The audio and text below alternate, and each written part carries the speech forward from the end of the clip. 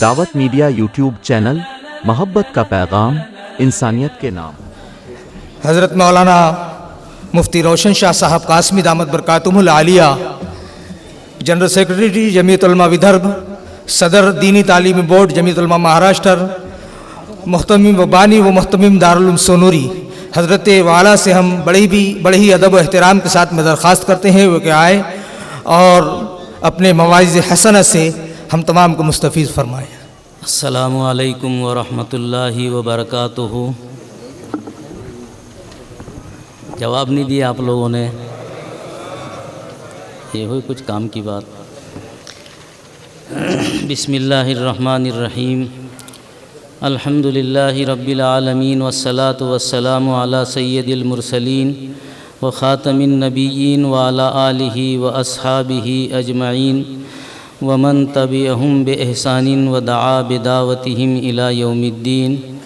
قال اللہ تعالی اعوذ باللہ من الشیطان الرجیم، بسم اللہ الرحمن الرحیم۔ الیوم اکملت لکم دینکم واتممت علیکم نعمتی ورضیت لکم الاسلام دینا۔ قال اللہ تعالی فی موضع آخر، یا ایہا الذین آمنوا ادخلوا فی السلم کافہ ولا تتبعوا خطوات الشیطان انہ لکم عدو مبین۔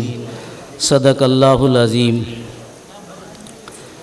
ہمارے اس آج کے جلسے کے صدر محترم حضرت اقدس مولانا حافظ محمد ندیم صدیقی صاحب دامت برکاتہم، صدر جمعیت علماء مہاراشٹر، اسی طرح آج کے ہمارے اس جلسے کے مہمان خصوصی، مقرر خصوصی، دارالعلوم دیوبند کے مبلغ حضرت مولانا قاری صدیق صاحب بانوی رحمۃ اللہ علیہ کے خلیفہ مجاز حضرت اقدس مولانا محمد عرفان صاحب دامت برکاتہم، اسی طرح ہمارے امراوتی ضلع کے صدر جناب مولانا شیخ ریحان صاحب اور ہمارے تحصیل اچل پور کے جمعیت کے تمامی عہدیداران، اراکین، خدمت گزار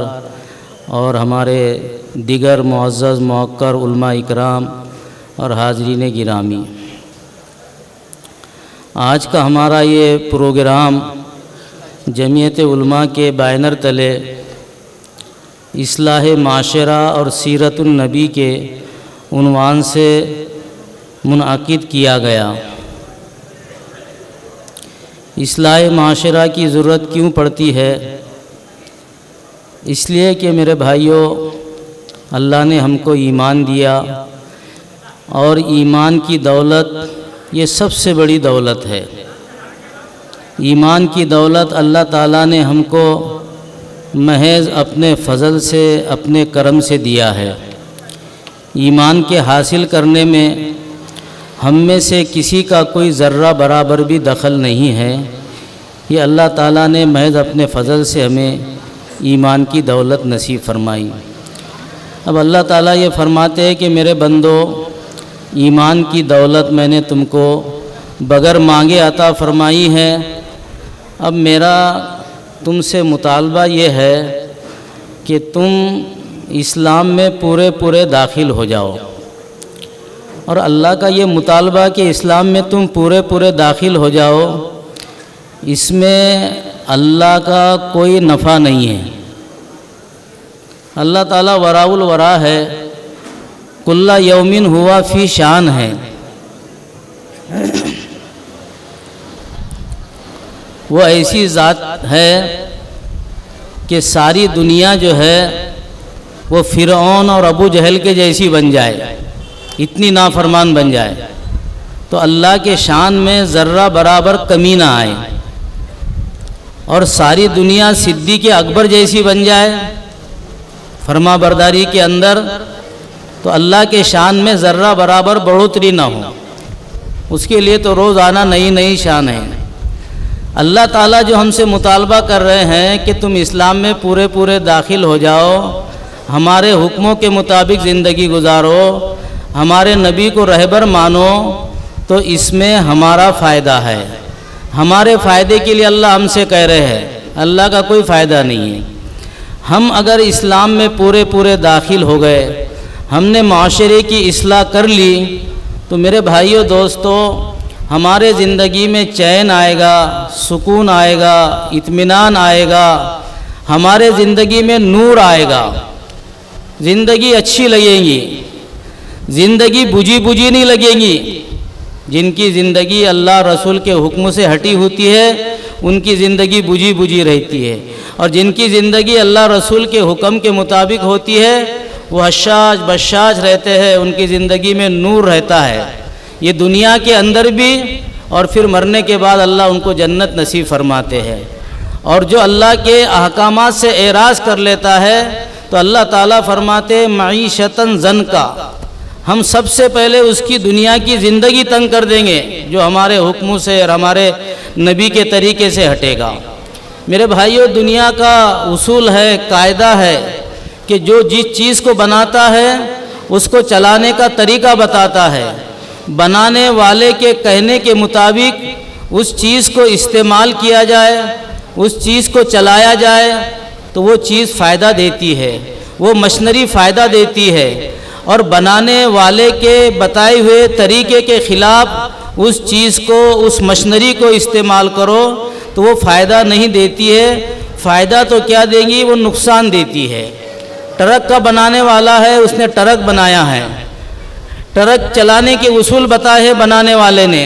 اس نے کہا کہ دیکھو اس کے اندر 2 ٹنکیاں ہیں, ایک ٹنکی جو ہے پانی کی ہے اور ایک ٹنکی جو ہے ڈیزل کی ہے. ڈیزل والی میں ڈیزل ڈالنا, پانی والی میں پانی ڈالنا. اب اگر ہم نے جو ایسا سوچا کہ بھئی ٹرک تو ہم نے خرید لیا ہے, ہم اس کے مالک ہیں, اب ہم نے پانی والی میں ڈال دیا ڈیزل اور ڈیزل والی میں ڈال دیا پانی, کیوں بھئی وہ ٹرک چلے گا؟ کیوں نہیں چلے گا؟ کہ جو بنانے والا ہے اس نے جو اس کا طریقہ بتایا ہے اس کے خلاف ہم نے کیا ہے تو وہ ٹرک نہیں چلے گا. وہ ٹرک کے بنانے والے نے یا موٹر کے بنانے والے نے بتایا کہ دیکھو روڈ صاف ہو, راستہ کلیئر ہو تو اس کا ایکسیلیٹر جو ہے وہ زور سے دبانا اور گاڑی 100 کے 110 کے اسپیڈ میں چلنے دینا. اور اگر سامنے سے کوئی مجمع آ رہا, کوئی گاڑی آ رہی, بھیڑ ہے تو پھر ایکسیلیٹر پر سے پیر اٹھا لینا اور بریک کا پیر دبانا. اب ہم کہیں نہیں بھائی ٹرک کے تو مالک ہم ہیں, بنانے والے نے جو طریقہ بتایا ہم اس کی بات نہیں مانیں گے, مالک ہم ہیں, ہم اپنے من سے چلائیں گے. تو جہاں روڈ خالی تھا وہاں تو بریک پر پیر لگا کے بریک کو دبا دیا, اور جہاں روڈ تنگ تھا, سامنے سے بھیڑ تھی, ایکسیلیٹر پر پیر دبا کے خوب اسپیڈ سے گاڑی چلانا شروع کر دیا. بتاؤ یہ گاڑی فائدہ پہنچائیں گی کہ نقصان پہنچائے گی؟ کیا پہنچائیں گی؟ کیوں کہ جو بنانے والا ہے اس نے جو چلانے کا طریقہ بتایا ہے اس کے خلاف ہم نے اس گاڑی کو چلایا. یہ جو ہمارا جسم ہے اس مشنری کا, یہ جو ادھر لوگ باتیں کر رہے ہیں نا, او بھائی یہ آپ لوگ ادھر باتیں کر رہے ہیں, یہ مجمع سب آپ کی طرف دیکھ رہا ہے اور سب انتشار ہے مجمع میں. آپ کرسیوں پر بیٹھ جائیے گا. اب دیکھو اپنا یہ بھی شیطان کیسا حملہ کرتا ہے. یہاں دین کی بات چل رہی ہے تو سب کی توجہ کدھر ہونی چاہیے؟ ادھر ہونی چاہیے. اب وہاں کوئی دین کی بات نہیں, وہ کچھ بیچارے انتظامی لائن سے کر رہے ہیں لیکن ہم ادھر دیکھ رہے ہیں. شیطان کہیں بھی حملہ کرتا اپنے اوپر, ہم غفلت میں رہتے ہیں. تو خیر میں یہ بات عرض کر رہا تھا کہ یہ جو ہمارا جسم ہے یہ بھی میرے بھائیوں مشنری ہے ایک طرح کی. کیا ہے یہ مشنری؟ کو کس نے بنایا؟ اللہ تعالیٰ نے بنایا. اور قاعدہ کیا ہے کہ جو بنانے والا ہے اس نے جو چلانے کا طریقہ بتایا اس کے مطابق چلاؤ. اب ہم ذرا اپنی زندگی میں دیکھیں کہ بنانے والے اللہ نے جو اس مشنری کو چلانے کا طریقہ بتایا ہے اس کے مطابق ہم چلا رہے کہ نہیں چلا رہے.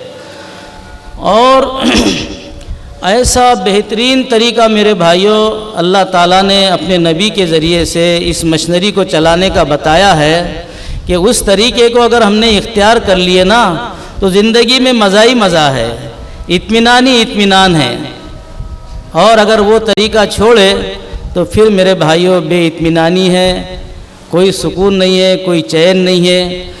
تو یہ ہماری جمعیت جو ہے اصلاح معاشرہ کے پروگرام اس لیے مناتی ہے کہ یہ جو اللہ کی بنائی ہوئی مشنری ہے انسان کا جسم، یہ 100% اللہ تعالیٰ کے حکموں کے مطابق ہم استعمال کریں، یہ اصلاح معاشرہ کا مقصد ہے۔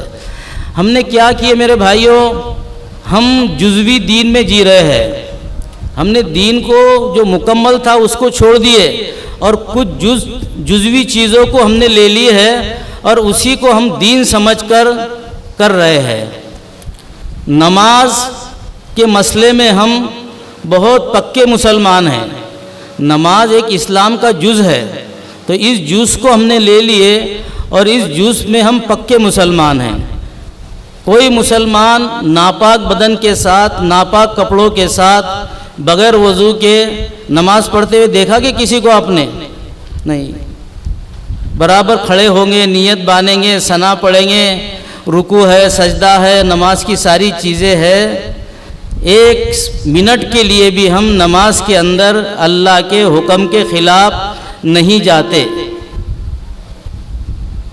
اور نماز کے مسائل بھی معلوم کرتے ہیں، اور اتنے حساس ہے نماز کے مسئلوں میں کہ ذرا بھی اس کے اندر برداشت نہیں کرتے ہیں۔ ایک جگہ پر ایسا ہوا کہ امام صاحب نماز پڑھا رہے تھے اور نماز پڑھا رہے تھے، رکوع میں گئے اللہ اکبر کہہ کے، اور جب رکوع سے اٹھتے ہیں تو کیا کہتے ہیں؟ سمیع اللہ لمن حمیدہ۔ تو امام صاحب نے سمیع اللہ لمن حمیدہ کہنے کی بجائے اللہ اکبر کہہ کے رکوع سے اٹھ کے کھڑے ہو گئے۔ چلو یوں تیوں کر کے سلام پھیرے انہوں نے، اس مسجد سے 15-20 منٹ کے اندر 8-10 فون آ گئے کہ مفتی صاحب ہمارے امام صاحب نے رکوع سے اٹھتے وقت سمیع اللہ لمن حمیدہ کہنے کی بجائے اللہ اکبر کہہ کے اٹھ کے کھڑے ہوئے، ہماری نماز ہوئی کہ نہیں ہوئی؟ ہماری نماز ہوئی کہ نہیں ہوئی؟ نماز کے مسئلے میں ہم اتنے حساس ہیں۔ اور دوسری چیز مطلب ہے کہ روزہ لے لو، تو روزے کے مسئلے میں بھی ہم پکے مسلمان ہیں، روزے میں بھی ہم ذرہ برابر اللہ رسول کے حکم کے خلاف نہیں کرتے۔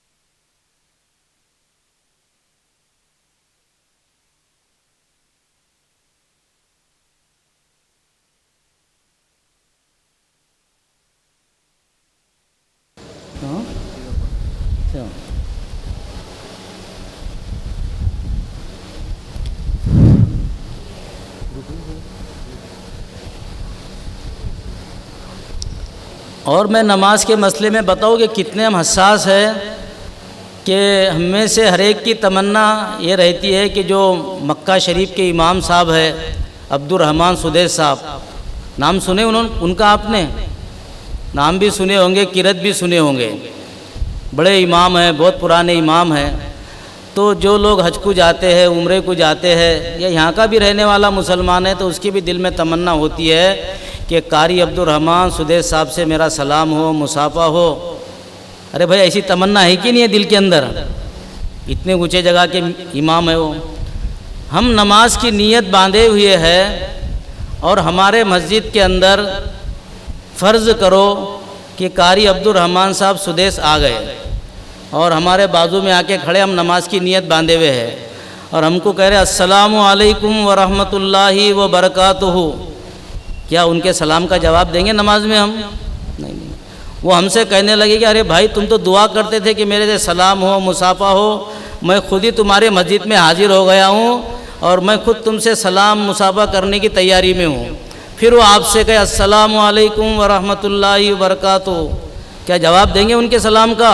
نہیں، زبان سے حال سے کہیں گے کہ ٹھیک ہے عبدالرحمن سدیس صاحب، آپ کی سلام مصافحے کی تمنا تھی اور ہم اس کے لیے دعا بھی کرتے تھے، لیکن ابھی میں نماز پڑھ رہا ہوں، میں اللہ کا بندہ ہوں، ابھی اللہ رسول نے سلام کا جواب دینے کو نماز کی حالت میں منع کیے۔ تو نماز میں اتنے پکے مسلمان ہیں اپن۔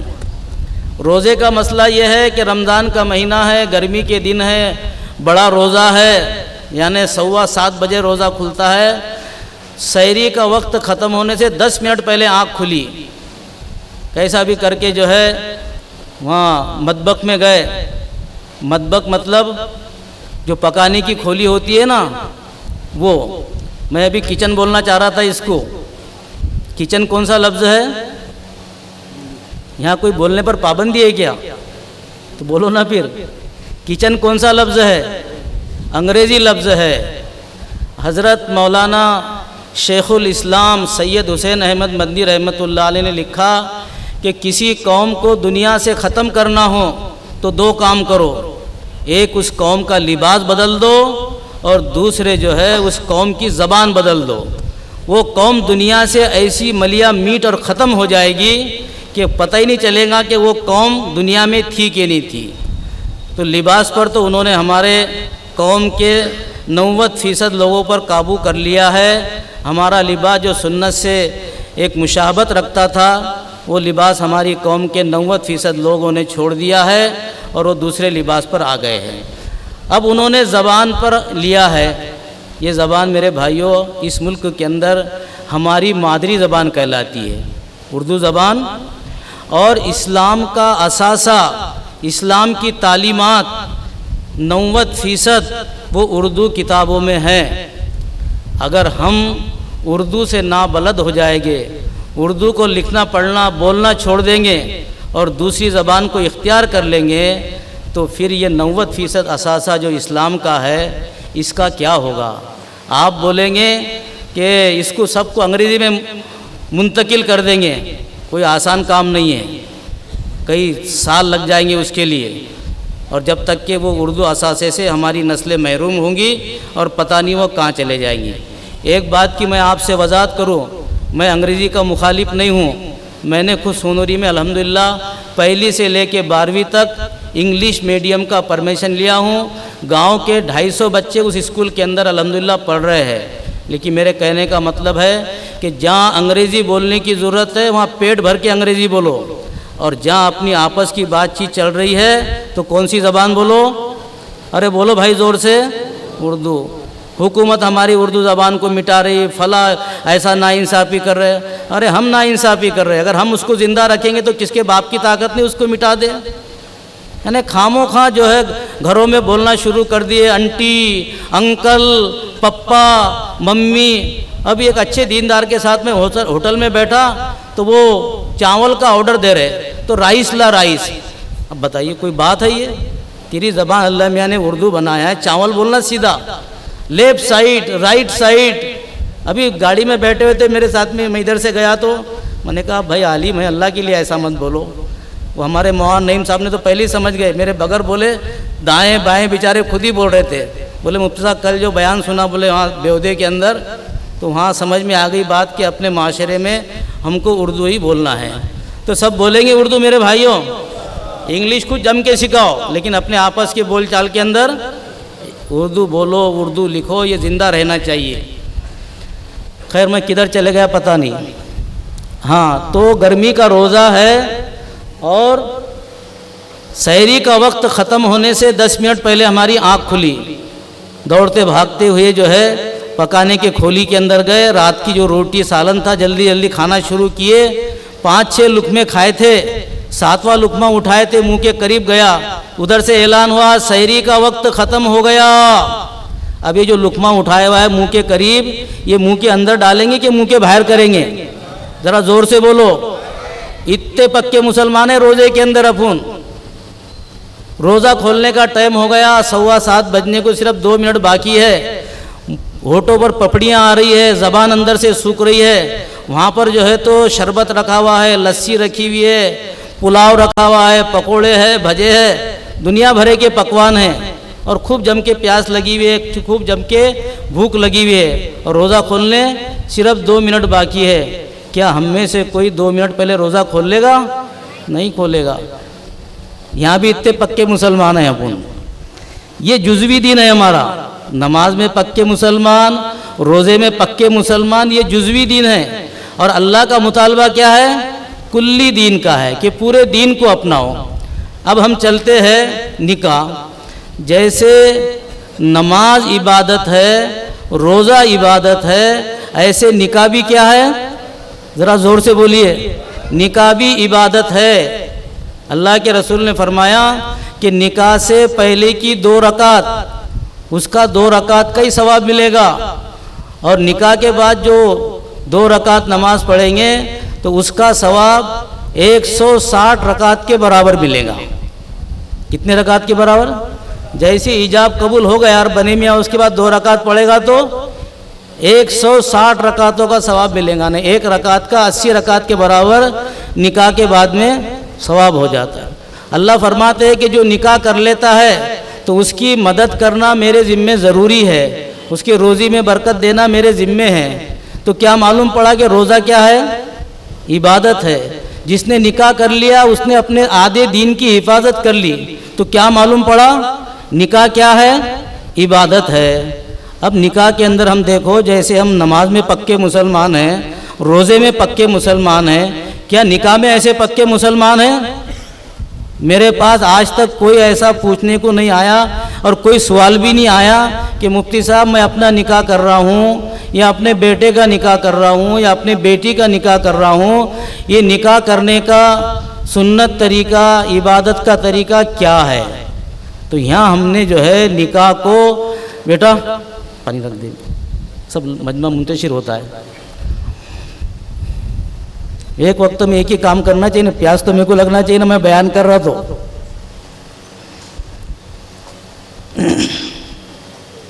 کیا بول رہا تھا پتہ نہیں. میں نکاح عبادت ہے. تو عبادت کیسی ہے وہ میں نے آپ کو 2-3 چیزیں حدیث سے بتایا ہوں، لیکن یہاں پر نکاح کو ہم عبادت نہیں سمجھتے.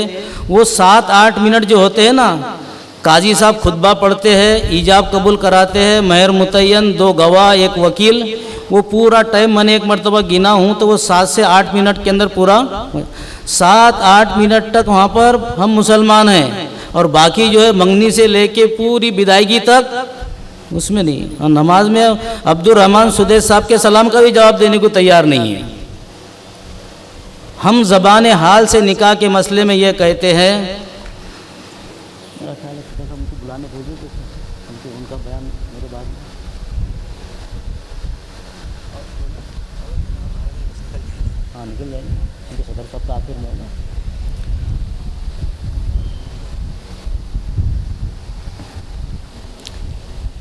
تو نکاح کے مسئلے کے اندر ہم 7-8 منٹ سنتے ہیں اللہ رسول کی، باقی نہیں سنتے ہیں.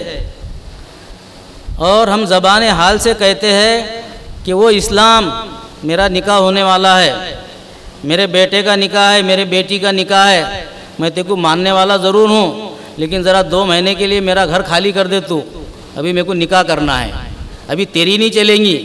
اب جو ہے تو جو میری برادری ہے، میرا خاندان ہے، میرا محلہ ہے، میرا گاؤں ہے، اس میں جو چلتی ہے وہ چلیں گی. تو 2-3 مہینے کے لیے اسلام کو ہم گھر سے عمل سے رخصت کرتے، زبان سے نہیں رخصت کرتے. زبان سے تو بالکل بولیں گے نہیں بھائی ہم اسلام کے ماننے والے ہیں، لیکن ہمارا عمل بتاتا ہے کہ ہم نے اسلام کو 2-2.5 مہینے کے لیے گھر سے نکال دیا ہے. ایک جگہ جو ہے وہ 52 اجتماعی شادیاں ہو رہی تھی، تو ہم نے کچھ ہمارے ساتھیوں کو بھیجا کہ بھائی وہ جو نکاح کے ذمہ دار ہے، جو نکاح کرا رہے ہیں، ان سے ذرا بات کرو، سمجھاؤ کہ تم اتنا بڑا کام کر رہے ہیں تو ان نکاحوں کو شریعت کے مطابق، اسلام کے مطابق ذرا کرو. ہمارے لوگ گئے، ان سے وہ ذمہ دار سے بات کیے، تو ذمہ دار نے بات سنی اور بات سننے کے بعد میں یہ کہا کہ وہ مولانا تم یہ نکاح کے اندر اسلام کو اور شریعت کو کہاں گھسڑ رہے بولے؟ یہ ہمارا پرائیویٹ کا مسئلہ ہے، یہ اس میں کہاں گھسڑ رہے بولے آپ؟ یہ انہوں نے تو زبان سے بول دیا، لیکن ہم سب کا عمل ویسے ہی ہے۔ اسلام میں نکاح آسان چیز ہے۔ یہ نکاح کا مسئلہ میرے بھائیوں میں اس لیے آپ کے سامنے بیان کر رہا ہوں کہ نکاح ہر گھر میں پیش آتا ہے، اس سے کوئی گھر خالی نہیں ہے۔ دوسری برائیاں جو ہے تو بعض جگہ ہے، بعض جگہ نہیں ہے، لیکن نکاح کا مسئلہ ایسا ہے کہ یہ ہر گھر میں ہر انسان کے ساتھ پیش آتا ہے، اور اس میں آئے دن رسومات خرافات بڑھتی ہی جا رہی ہے، ترقی ہی کرتے جا رہی ہے۔ ابھی تو ایک نئی چیز ہم نے شروع کر دی ہے، شادی سے پہلے، نکاح سے پہلے رسم۔ ارے ہو رہا کہ نہیں ہو رہا میرے بھائیو رسم؟ اور اچھے اچھے لوگوں کے وہاں پر ہو رہا ہے، دینداروں کے وہاں پر بھی ہو رہا ہے، اور معلوم پڑتا ہے کہ وہ جو اس کے اندر رسم کے اندر دولہے کو 100 150 جوڑے ملتے۔ میں نے کل کے پروگرام میں تحقیق کیا ہمارے مولانا ریحان صاحب سے، تو بولے ہاں بالکل ملتے ہیں۔ میں نے کہا کون دیتا ہے یہ 100 150 جوڑے؟ تو بولے دلہن والوں کے طرف سے دیے جاتے ہیں دولہے کو۔ میں نے اس لیے پوچھا میرے بھائیوں کہ اللہ کا جتنا شکر ادا کرو اتنا کم ہے۔ میں آج تک کوئی بھی رسم میں نہیں گیا ہوں، حالانکہ ایک ادارہ چلتا ہے، 1000 بچے ہیں، لوگوں سے چندہ بھی لینا پڑتا ہے، لیکن اگر آدمی اپنے دن پر، اپنے اسلام پر، اپنے دین پر، اپنے شریعت پر عمل کرنے کی نیت کرے تو اللہ میاں راستے کھول دیتے ہیں۔ کل بھی سنایا میں نے کہ ہمارے امراوتی کے ایک ہمارے اچھے تعلقات والے ہیں، ان کے بیٹے کا رسم تھا، 50,000 کی رسید بناتے ہیں وہ ہمارے مدرسے کی۔ میرے پر اصرار کرنے لگے کہ مفتی صاحب رسم میں آپ کو آنا ہی پڑے گا۔ تو میں نے پہلی مرتبہ تو ہوں ہاں کر کے نمٹایا، پھر دوسرا فون آیا تو بولے مفتی صاحب آپ کو آنا ہی پڑتا۔ میں نے کہا حاجی صاحب یہ رسم شریعت کے خلاف ہے، میں رسم میں بالکل بھی نہیں آؤں گا، اور آپ کو بھی منع کرتا ہوں کہ رسم مت کرو۔ ہمارے حافظ آصف وہاں چندے کے لیے جاتے، بولے مفتی صاحب آپ نے ایسا بول دیے 50,000 کی رسید ہے، رسید بند ہو جائے گی۔ ارے میں نے کہا مدرسہ چندے سے نہیں چلتا، مدرسہ اللہ کے چلانے سے چلتا، ایسے کتنے بھی 50,000 بند ہو جائے، یہ جو بچے اپنے پاس میں آ رہے ہیں اپنی روزی لے کر آ رہے ہیں، ہمارا ایمان اور عقیدہ ہے۔ جب میں نے وہ حاجی صاحب کو ایسا بولا اور اللہ کے فضل سے اس پر جمع رہا، تو آنے والے سال میں وہ حاجی صاحب نے 50,000 کی بجائے 60,000 کی رسید بنائی الحمدللہ۔ تو دین پر جمنے سے نقصان نہیں ہوتا ہے، دین پر جمنے سے فائدہ ہوتا ہے۔ یہ رسم نکال لیا ہم نے، یہ رسم اسلام میں کہیں بھی نہیں ہے۔ ہم نے اللہ کے فضل سے پورا قرآن پڑھا، پوری حدیث پڑھی، اس کے بعد میں اور دینی کتابیں پڑھی، لیکن اس میں کہیں رسم کا تذکرہ نہیں ملتا۔ اللہ میاں کہتے ہیں الیوم اکملت لکم دینکم، کہ میں نے دین مکمل کر دیا ہوں، اب نہ اس میں کمی کرنے کی ضرورت ہے نہ اس میں زیادتی کرنے کی ضرورت ہے۔ اب ہم رسم کرنے والے یہ کہتے ہیں کہ اللہ میاں آپ نے دین کا مکمل کیا، آپ نے تو صرف نکاح بتایا اور یہ رسم تو بتائی نہیں آپ نے۔ اب ہم مکمل کرتے نعوذ باللہ دین کو، ایک رسم نئی چیز پیدا کر کے اس میں بڑھاوا کر رہے ہم، یہ منکر چیز ہے۔ یہ دین کے اندر نئی چیز پیدا کرنا ہے، اور جو منکر ہوتا ہے، جو بری چیز ہوتی ہے، اللہ کے رسول نے فرمایا من رآ منکم منکرا فلیغیرہ بیدی، جو تم میں سے کوئی برائی دیکھے اس کو ہاتھ سے روکے۔ ہاتھ سے روکنے کی طاقت نہ ہو فإن لم یستطع فبلسانی، اپنے زبان سے اس برائی کو برائی بولے۔ فإن لم یستطع فبقلبی وذلک اضعف الایمان او کما قال علیہ الصلاۃ والسلام۔ زبان سے بھی برا نہیں کہہ سکتے تو پھر اس کو دل میں برا سمجھو کہ یہ برائی ہو رہی ہے۔ اب بتاؤ ہم اس رسم میں شریک ہوں گے تو ہمارے پاس میں کون سے درجے کا ایمان بچا؟ ہم ذرا تنہائی میں جائزہ لے کہ اللہ میاں آپ تو فرما رہے ہاتھ سے روکو برائی کو، زبان سے روکو، دل میں برا سمجھو، یہ تینوں چیزوں کو ایک سائڈ میں رکھ دیا اور وہ رسم میں شریک ہو رہے، اور شریک ہونے کے بعد میں اور کیا کمال کر رہے، واہ واہ کیا حاجی صاحب نے، کیا سیٹھ صاحب نے رسم کیا، ریکارڈ ہی توڑ دیا، 150 جوڑے آگے دولہے کو۔ بتاؤ میرے بھائیوں، برائی پر سبحان اللہ کہنا، ماشاء اللہ کہنا، یہ کون سا ایمان ہے؟ میری بات کو سمجھ میں آ رہی بھائیوں آپ کے؟ اور کمال یہ کرتے آپ لوگ کہ ہمارے علماء اکرام کو اس رسم میں بلاتے ہیں، امام صاحب کو، اور ان سے تعارف کراتے، کہتا ہے ان کو تعارف کرنے لگاتے رسم کا۔ کتنی بری بات ہے، وہ ہمارے امام لوگ بیچارے نہ چاہ کے بھی تمہارا دل رکھنے کے لیے آ جاتے ہیں۔ تو میں ہمارے ائمہ سے، ہمارے علماء سے ہاتھ جوڑ کے گزارش کروں گا کہ یہ ہمارا پروگرام اصلاح معاشرہ کا ہے، تو یہاں اصلاح معاشرہ ہونا چاہیے۔ یہ اتنا بڑا مجمع جڑا، اتنا بڑا خرچہ کیے، یہاں اصلاح معاشرہ ہونا چاہیے۔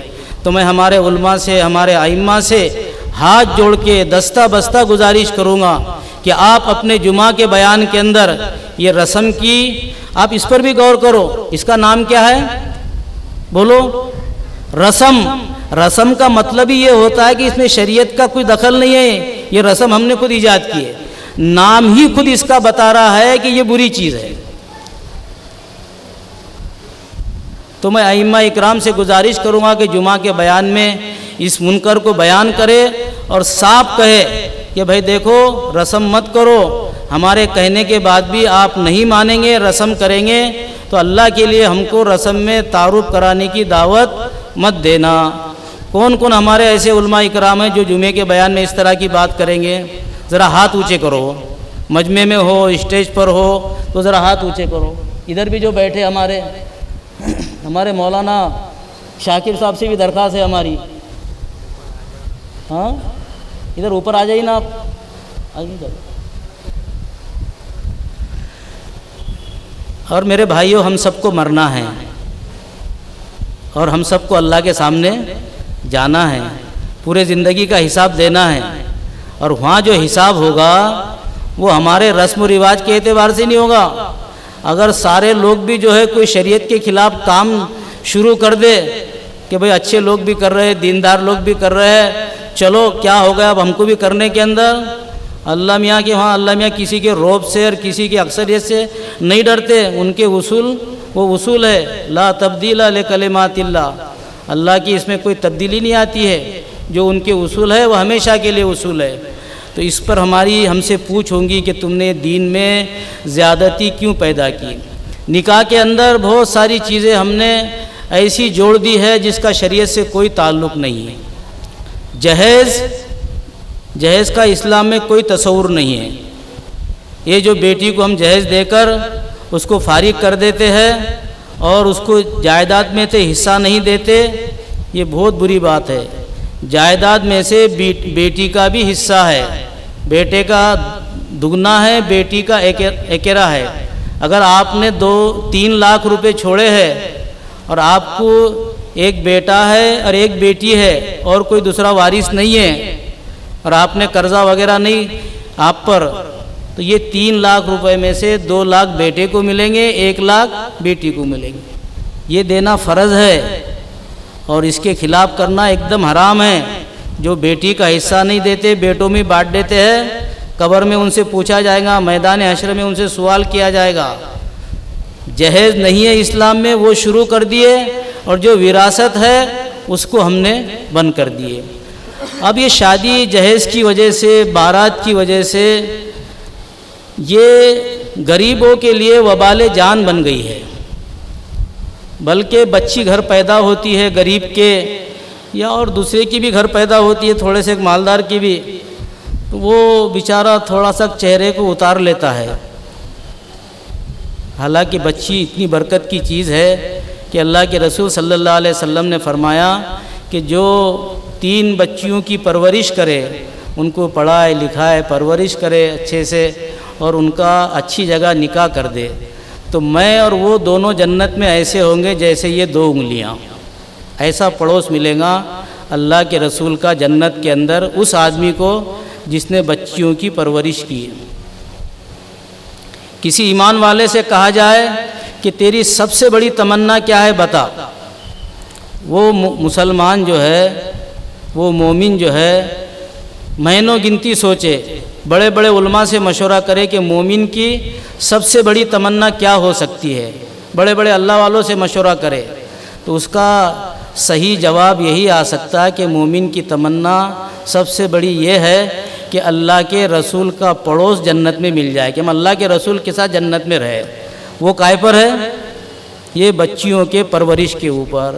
لیکن بچی پیدا ہوتی ہے تو مفتی صاحب بھی مبارکباد نہیں دیتے, اور لڑکا پیدا ہوتا ہے تو دے جم کے مبارکباد بھی چلتی ہے. اور دیکھو اس سے بھی سمجھ میں آتا ہے کہ لڑکی کو ہم نے گویا ایک طرح کا ہلکا سمجھے. وہ کیسا کہ لڑکا پیدا ہوتا ہے تو کیا بانٹتے ہیں؟ ذرا زور سے بولیے. پیڑے بانٹتے ہیں. اور لڑکی پیدا ہوتی ہے تو جلیبی بانٹ. یہاں بھی لگتا ہے ہمارے نبی جو ہے وہ بیٹیوں کے باپ تھے. جو لوگ یہ کہتے نا کہ ہمارا پلڑا ہلکا ہے, ہم بیٹیوں والے ہیں اور یہ بیٹے والے ہیں, ان کی بات سننا پڑتا ہے, یہ بھاری لوگ ہیں, یہ اللہ کے رسول کی توہین کرتے ہیں. نعوذ باللہ. اگر کوئی یہ ہلکی چیز ہوتی, ہلکا پلڑا ہوتا, اللہ اپنے نبی کو کبھی بھی لڑکیوں کا باپ نہیں بناتا, لڑکوں کا باپ بناتا. بات سمجھ رہے؟ میں نے تو یہاں تک دیکھا ہوں کہ وہ دواخانے میں لڑکی پیدا ہوتی ہے تو وہ نرس سے کچھ انعام بھی نہیں مانگتی. جان تو بولتی بھائی لڑکی پیدا ہوئی, کہاں ان سے انعام مانگنا. اور لڑکا پیدا ہوا تو برابر انعام وصول کرتی ہے. یہ سب میرے بھائیوں جہالت کی چیز ہے. لڑکی بڑی رحمت کی چیز ہے. اللہ کے رسول صلی اللہ علیہ وسلم مسجد نبوی میں بیٹھے ہوئے تھے اور آپ کے سامنے کچھ صحابہ بیٹھے ہوئے تھے, اور آپ ایک مکان کی طرف ایسی ٹک ٹکی لگا کے دیکھ رہے تھے بہت غور کے ساتھ میں. تو صحابہ نے پوچھا اللہ کے رسول آپ کا ایسا دیکھنے کا معمول نہیں ہے, اتنا غور کے ساتھ آنکھیں گڑا کے کسی مکان کی طرف آپ کافی دیر سے دیکھ رہے اس مکان کی طرف. تو کہ بھائی میں اللہ کی رحمت آسمان سے اس مکان پر نازل ہوتے ہوئے دیکھ رہا ہوں, اور مکانوں پر نازل نہیں ہو رہی, اس مکان پر نازل ہو رہی, اس لیے میں ٹک ٹکی لگا کے دیکھ رہا ہوں. ذرا تم میں سے کوئی جاؤ اور تحقیق کر کے آؤ کہ وہ گھر کے اندر کون سا عمل ہو رہا, کون سے نیکی کا کام کر رہے وہ, کہ جس کی وجہ سے اللہ کی رحمت ان کے گھر پر نازل ہو رہی ہے, دوسرے گھروں پر نہیں نازل ہو رہی. کچھ صحابہ جو ہے اس گھر میں گئے, معلوم کیا ان سے کہ بھئی اللہ کے رسول تمہارے گھر کی طرف کے بارے میں ایسا کہہ رہے تھے, تم کون سا اچھا عمل کر رہے ہیں کہ جس کی وجہ سے تمہارے گھر پر رحمت نازل ہو رہی ہے اور دوسرے گھروں پر نہیں ہو رہی. تو گھر کے مالک نے کہا کہ ہم کوئی عمل نہیں کر رہے ہیں, البتہ ابھی ہمارے گھر میں لڑکی پیدا ہوئی ہے. وہ صحابی واپس آئے, اللہ کے رسول کو آ کے واقعہ سنایا. تو اللہ کے رسول نے فرمایا کہ اس گھر پر جو اللہ کی رحمت نازل ہو رہی ہے وہ بچی کے پیدا ہونے کی وجہ سے ہو رہی ہے. تو وہ صرف وہ صحابی کے لیے نہیں ہے, وہ ہمارے لیے بھی, ہمارے گھر بچی پیدا ہو رہی ہے تو ہمارے گھر پر بھی اللہ کی رحمت نازل ہو رہی ہے. لیکن ہم نے اس کو ایک نوست کی چیز سمجھ لیا ہے, چہرے ہمارے اتر جاتے ہیں بچی کے پیدا ہونے کی وجہ سے. تو اب اگر بچی پیدا ہو تو خوشی منائیں گے کہ نہیں منائیں گے میرے بھائیوں؟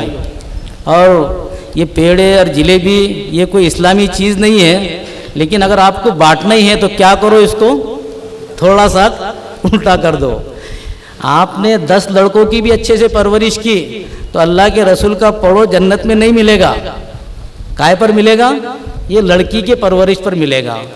تو اگر بانٹنا ہی ہے تو پیڑے لڑکی پر بانٹو اور جلیبی, یہ میں کوئی آپ کو ترغیب نہیں دے رہا ہوں کیونکہ معلوم ہے کہ تم چھوڑنے والے نہیں ہیں, تو کم سے کم ہلکا ہی ہو جائے. تو مجھے امید ہے کہ یہ جو باتیں آپ کو بتائی جا رہی ہے آپ اس پر عمل کریں گے.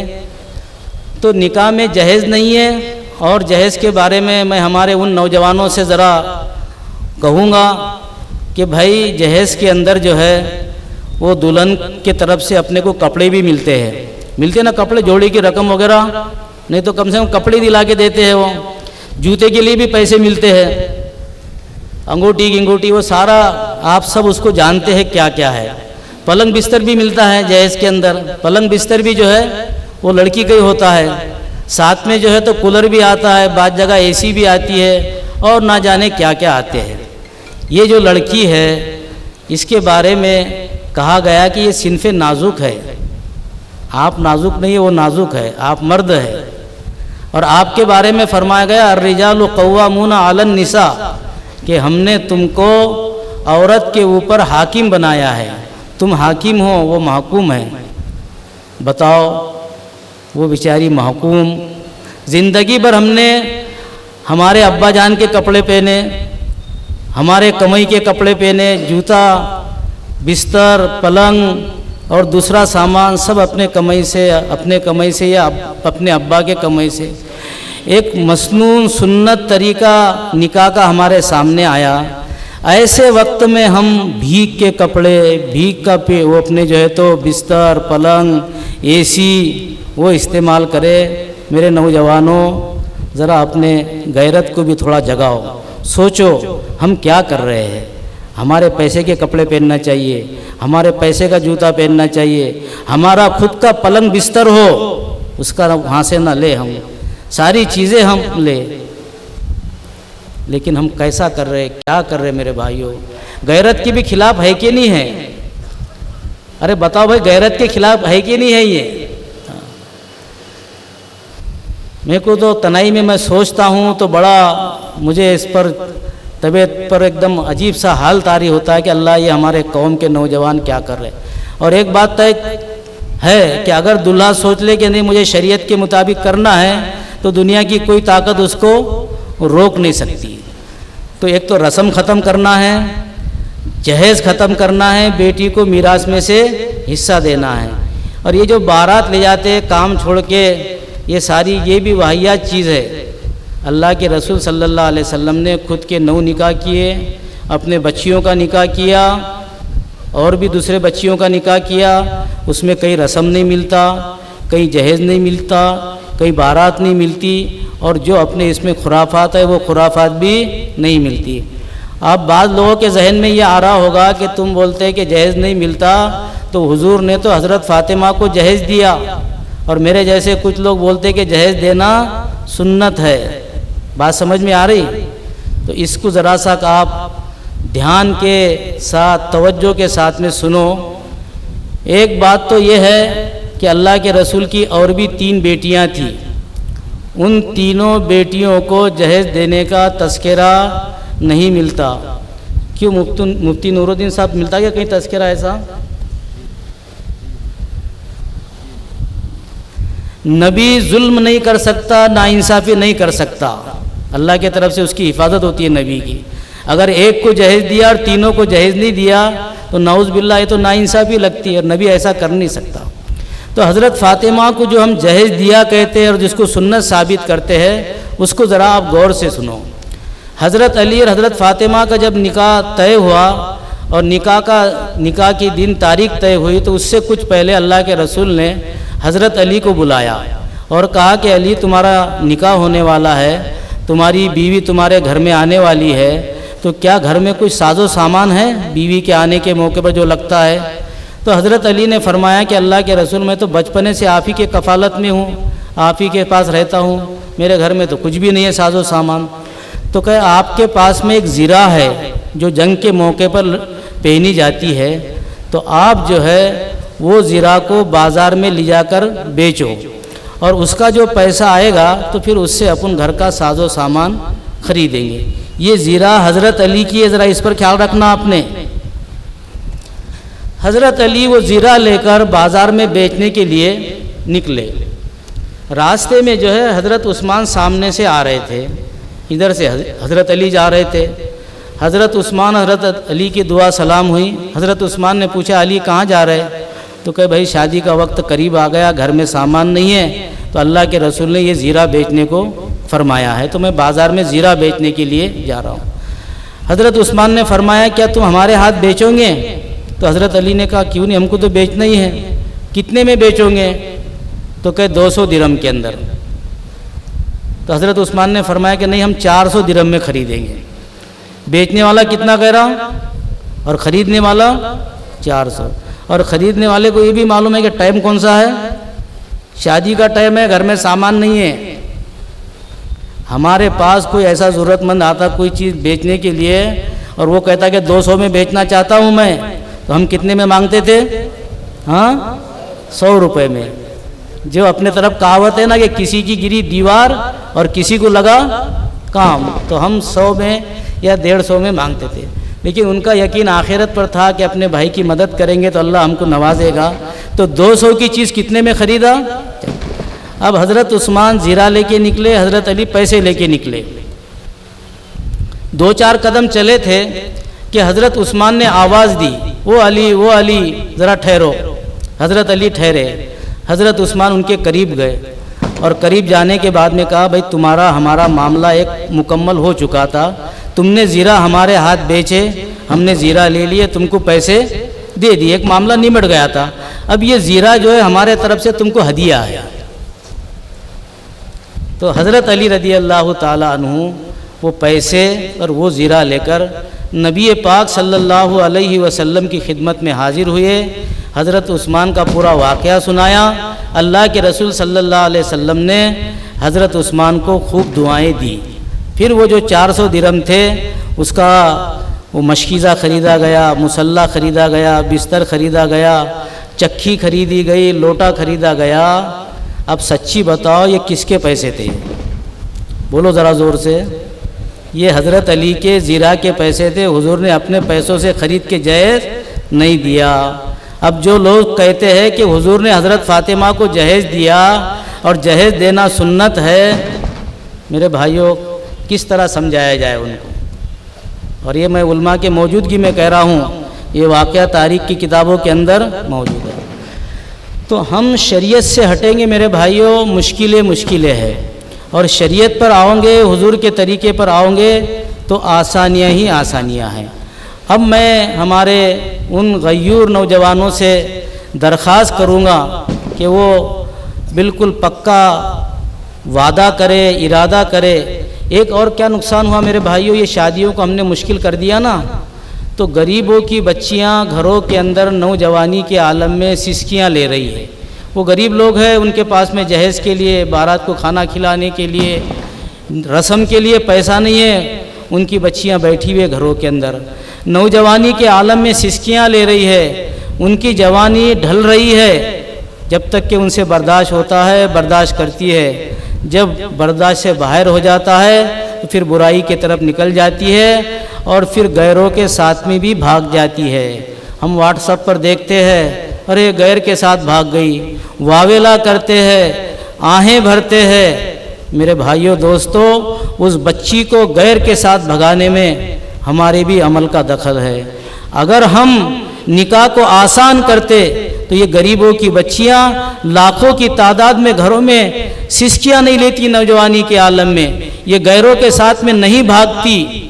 اس کے ذمہ دار ہم بھی ہیں۔ تو میں اپنے نوجوانوں سے درخواست کروں گا کہ وہ ان غریبوں کی بچوں کی دعائیں بھی لے اور اپنے غیرت کو بھی جگائے۔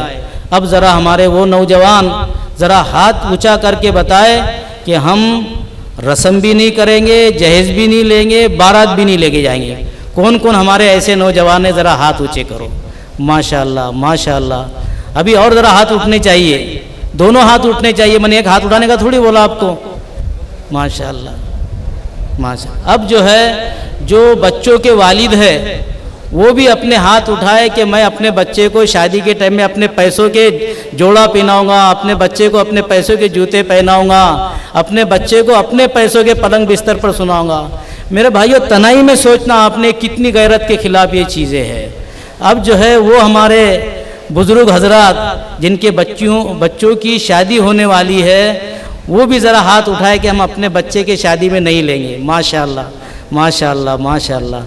اللہ تعالیٰ آپ کے ہاتھ اٹھانے کو قبول فرمائے۔ اگر میرے بھائیوں یہ ہمارے معاشرے سے یہ خرافات دور ہو گئی نا، بڑا امن آئے گا، بڑا چین آئے گا، بڑا اچھا ہمارا معاشرہ بنے گا۔ اور جن لوگوں نے طے کیا ہے کہ ہم کو کرنا ہے تو اللہ تعالیٰ ان کے لیے آسان کر دیتے ہیں۔ ارے آ رہے نہیں کہ حضرت؟ ہمارے صدر صاحب جو ہے بچے کا رشتہ لے کے گئے اور رشتے کی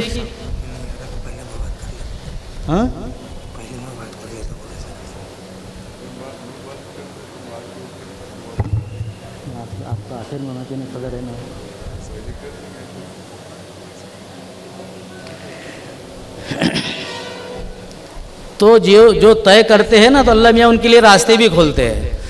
تو بچے کے رشتے کے لیے گئے، بچی پسند آ گئی تو وہیں صدر صاحب نے کہا کہ بھائی نکاح کر لو۔ جب معاملہ دونوں طرف سے طے ہو گیا تو نکاح کرے، بچے کی رخصتی کرائے اور لے کر آ گئے، ولیمہ بھی کرے گھر کے اندر۔ اب ہم جو ہے تو جمعیت سے جڑے ہوئے ہیں اور جمعیت کے ودربھ کے جنرل سیکرٹری ہے ہم کو نہ نکاح کا معلوم نہ ولیمے کا معلوم. ہم نے دعائیں دی ان کو کہ اللہ میاں ہمارا صدر ایسے ہے کہ جو بولتے ہیں وہ کرتے ہیں. میرا بھی مسئلہ ایسا ہوا میرے بھائیوں پچھلے سال کہ بیٹا اور بیٹی. اچھا ایک بات یہ بھی خیال رکھو, کہاوت ہے کہ جیسی روح ویسے فرشتے.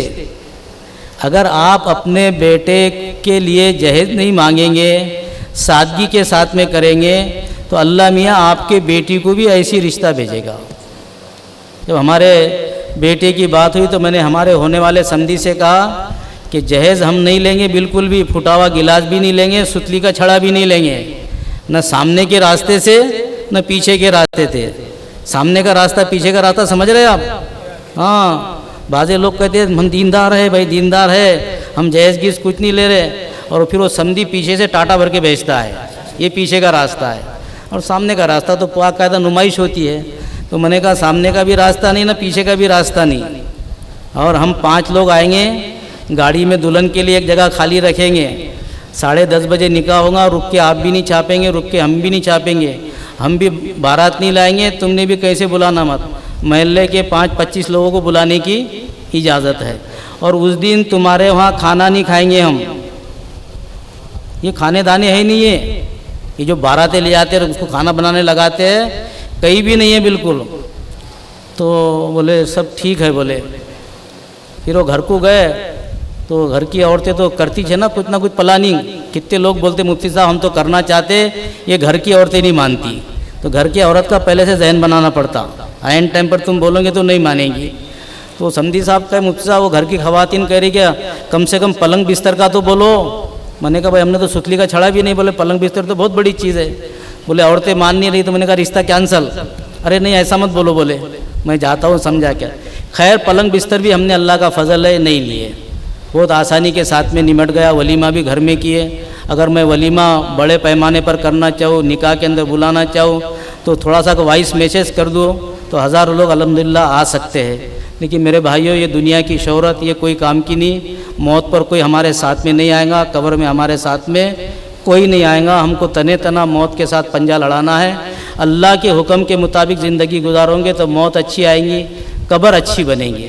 لڑکی کو رشتہ آیا تو میں نے کہا بھائی ساری باتیں آگے ہوں گی, سب سے پہلے ہمارے وہاں جہیز نہیں بارات نہیں ہے. تو بولے ہم یہی سوچ کر آئے, بولے ہمارے بچی کا جو میراث میں حصہ بنے گا وہ ضرور دیں گے, باقی جہیز ہم نہیں دیں گے. یہ ہندوانہ رسم ہے, یہ ان کے طرف سے چل کر آئی ہے, کیونکہ ان کے وہاں پر لڑکی کو جائیداد میں حصہ نہیں ہے. وہ نکاح کے ٹائم میں دے دلا کے ختم کر دیتے ہیں, اور لڑکی بھی دان دیتے ہیں ان کو, نکاح نہیں دان کر کے, تو اس وقت دمٹ دیتے ہیں.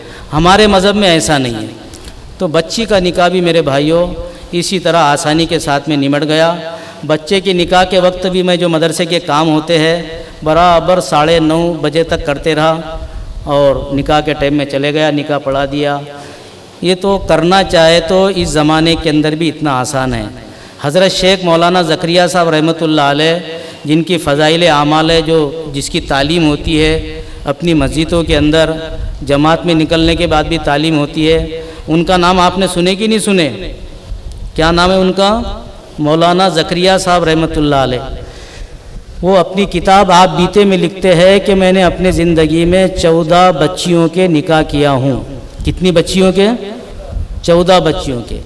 ہر بچی کا نکاح کرنے کے لیے اتنا پیسہ اور اتنا وقت لگا جتنا 2 رکعت نفل نماز پڑھنے کو لگتا ہے.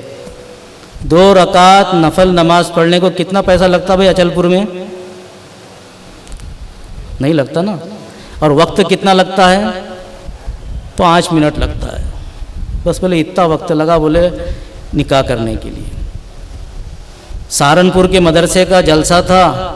مولانا یوسف صاحب اور مولانا انعام الحسن صاحب اس سال فارغ ہونے والے تھے. جلسے کے اندر مولانا الیاس صاحب کا آنا طے تھا. مولانا الیاس صاحب عصر کے وقت پہنچے, مغرب کے بعد جلسہ شروع ہونے والا تھا. تو کہ میں نے مولانا الیاس صاحب سے بات کیا کہ حضرت میری دونوں بچیاں شادی کے لائق ہو گئی ہے, اور یہ مولانا یوسف آپ کے بیٹے ہیں, مولانا انعام آپ کے بھانجے ہیں. اگر ان دونوں کے ساتھ میں بڑے بچوں کا رشتہ ہو جائے تو بس آپ اگر اجازت دے دے تو بات کو آگے بڑھائیں گے. تو مولانا الیاس صاحب نے کہا اللہم خیر, بات پکی ہو گئی. کہ حضرت اب جلسہ ہے، سب لوگ آئے ہوئے، اس میں آپ نکاح بھی پڑھا دو۔ کہ ٹھیک ہے، وہ بھی ہو جائے گا۔ اتنے دیر کے اندر رشتہ بھی طے ہو گیا، نکاح بھی ہو گیا۔ پھر حضرت شیخ جو ہے گھر گئے اور گھر جا کر جو ہے اپنے بیوی سے کہا کہ دونوں بچیوں کا رشتہ ایسا ہو گیا ہے، نکاح بھی پڑھا دیا ہوں، آج ان بچیوں کی رخصتی بھی کر دینا ہے۔ تو بیوی نے کہا کہ ذرا آپ مجھے ایک دن پہلے خبر کرتے یا آدھے دن پہلے خبر کرتے تو میں کم سے کم بچیوں کو ایک ایک نیا جوڑا تو سلا دیتی۔ حضرت شیخ نے کہا کہ مجھے معلوم ہے کہ میرے بچیوں کے پاس میں کپڑے ہیں، نئے کپڑوں کی کوئی ضرورت نہیں۔ اسی رات میں رخصتی بھی کرا دی۔ اس نکاح سے کتنی خیر وجود میں آئی میرے بھائیوں، سوچ نہیں سکتے ہم۔ پورے عالم کے اندر یہ جماعت کے کام سے ایک انقلاب برپا ہوا ہے، اور وہ دونوں بھی جو ہے جماعت کے کام کے امیر بنے۔ تو سادگی کے ساتھ میں نکاح کرو گے تو اللہ میاں اس نکاح کے ذریعے سے ایسی خیر وجود میں لائے گا۔ یہ نکاح ایسے سادگی کے ساتھ نہیں ہو گئے۔ وہ حضرت شیخ مولانا زکریا صاحب کے خاندان میں ان کے پھوپھا تھے، وہ پورے قوم کے چودھری تھے، کوئی نکاح کوئی میت ان کے حکم کے بغیر ہوتی نہیں تھی۔ ان کو خبر پہنچی کہ مولانا زکریا صاحب نے ایسا آنن فانن بچیوں کا نکاح کر دیا، نہ بارات ہے، نہ جہیز ہے، نہ کھانا دانا ہے، نہ کوئی ہے۔ تو وہ ان کے پھوپھا نے جو ہے حضرت شیخ کو اتنا بڑا خط لکھا لمبا چوڑا کہ زکریا تو نے ایسا نکاح کر کے ہماری ناک کاٹ دی، برادری کے خلاف کیا تو نے۔ اور وہ خط لے کے جو ہے ایک آدمی کو حضرت شیخ کے پاس میں بھیجا۔ حضرت شیخ نے جو ہے وہ خط پڑھا اور اس میں یہ بھی لکھا تھا کہ زکریا تو نے ہماری ناک کاٹ دی اور خود کی بھی ناک کاٹ دی، برادری کے مطابق نکاح نہیں کیا تو نے بچیوں کا۔ تو حضرت شیخ نے وہ جو خط لے کر آیا تھا اس کا ہاتھ پکڑا اور ہاتھ پکڑ کے اپنے ناک پر ایسا لگایا، میری ناک کٹی کہ باقی ہے، بولے میں نے تیرا ہاتھ اس لیے میرے ناک پر ملا ہوں کہ بات پکی ہو جائے۔ تو بولے میرے پھوپھا کو جا کے بول دینا کہ زکریا کی ناک پر میں ہاتھ گھما کے آیا ہوں، ان کی ناک نہیں کٹی، ان کی ناک برابر ہے، اور پھوپھا کی ناک کٹی کہ نہیں کٹی اس سے مجھے کوئی لین دین نہیں، مجھے اللہ رسول سے لین دین ہے۔ پھر وہ اللہ نے حضرت شیخ سے بھی کیا کام لیا۔ میرے بھائیوں، شریعت کے مطابق آؤ۔ یہ جمعیت العلماء کے پیچھے ہزاروں کام لگے ہوئے ہیں، وہ سارے کاموں کے ساتھ میں یہ جو اصلاح معاشرہ کا پروگرام منعقد کرتی ہے وہ اسی کے لیے کرتی ہے کہ یہ جو خرافات، یہ رسم و رواج ہمارے معاشرے میں آ گئے وہ ختم ہونا چاہیے اور ہماری زندگی شریعت کے مطابق ہونا چاہیے۔ تو میں یہ سمجھوں گا کہ یہ جلسہ اس وقت کامیاب ہے جب آپ یہ شادی بیاہ کی رسومات ختم کریں گے، اس کو مٹائیں گے، تو میں سمجھوں گا کہ یہ جلسہ کرنا، ہمارا آنا کامیاب ہوا۔